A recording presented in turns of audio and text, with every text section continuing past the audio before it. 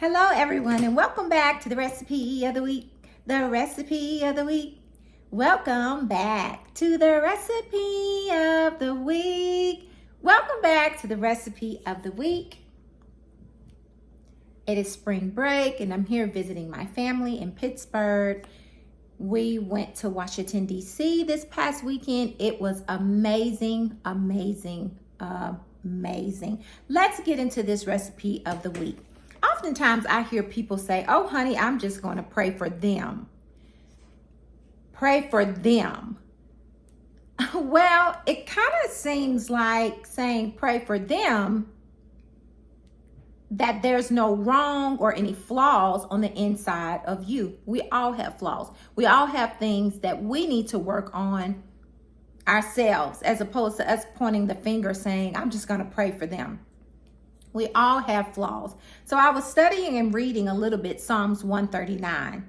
Psalms 139, and I'm reading the Message version on today. And that's kind of weird because I really usually don't do the Message version. I like the New Living Translation. So the Message version of Psalms 139 says, and the word of the Lord reads, I'm getting so excited. You know, when I get excited, I stumble all over my words.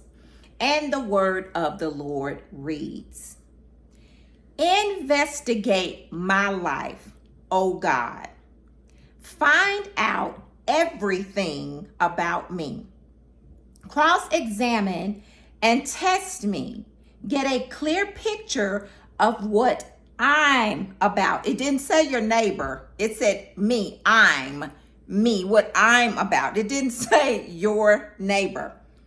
See for yourself whether I've done anything wrong. Then guide me. It didn't say your neighbor. Then guide me on the road to eternal life. Now, let me clear up something. I'm not saying not to pray for your neighbor. That's not what I'm saying. What I'm saying is I oftentimes hear people say, honey, just pray for them. Meaning, in some instances, I don't have any flaws. They need prayer, honey. Well, everybody needs prayer. This day and time, everyone has something going on. So we should not be pointing the finger at Sally, Billy, or Bob saying we need to pray for them. Yeah, we need to pray for them, but we also need to pray for ourselves first. David says, Psalms 51:10, my favorite scripture, I say it all the time, create in me a clean heart. Me. It didn't say create in my neighbor a clean heart. What David was suggesting, he had some things going on himself. Create in me a clean heart and renew a right spirit within me.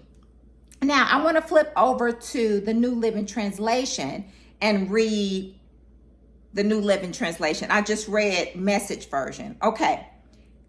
Psalms 139, 23 and 24. Search me, O God. The other one said, investigate me. This version says, search me, O God, and know my heart. It didn't say know my neighbor's heart. My heart. Search me, O God, and know my heart. Test me and know my anxious thoughts. Point out anything in me that offends you, and lead me along the path of everlasting life. We should get ourselves together first before we begin to point the finger at somebody else stating that they need a thing. We all need a thing, and that's prayer. So we should all get ourselves together. Like David says, create in me a clean heart. That is my prayer every single day. Not a perfect person, but I try my very best not to offend anyone. So my prayer is creating Kwasanya a clean heart. Because when your heart is clean, you can see better, you can hear better, and your spirit is wide open, and you can hear exactly what the Lord is saying to you as an individual. So the moral of this story is, it is so okay, and we should make it mandatory to pray for our neighbors. But first of all, we need to pray for ourselves. Get ourselves together and not point the fingers at anyone, because everybody needs prayer and everybody has something that they need to work on, and everybody walks in the testimony of flaws at times, every day, all day. But the word says to search me, O God, and this is the New Living Translation. Search me, O God, and know my heart. Test me and know my anxious thoughts. Point out anything that offends me. And that's my favorite part. Point out anything, Lord, that offends you about me, Lord. And me, help me to fix it. We want to be fixed. We want to be right. We want to be whole. We want to be delivered. And that is our prayer on today. Father, search us, oh God.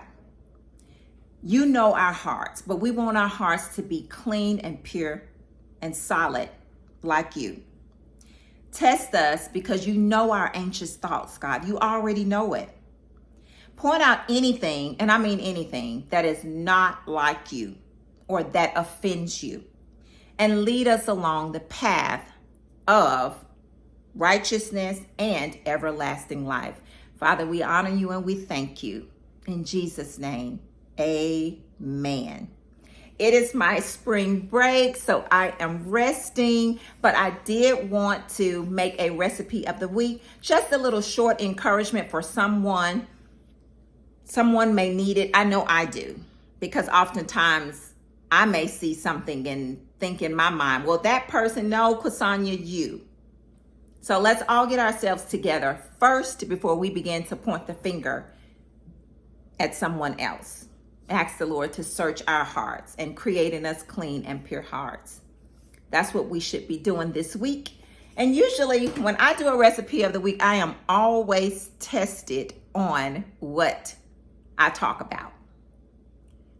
So we'll see what happens. You guys have an amazing spring break. For those who are on spring break, have an amazing week and work on self-reflect and see what flaws you have going on before you begin to point the finger at someone else. You guys have an amazing week. I love you, but God loves you bigger and better than I ever could.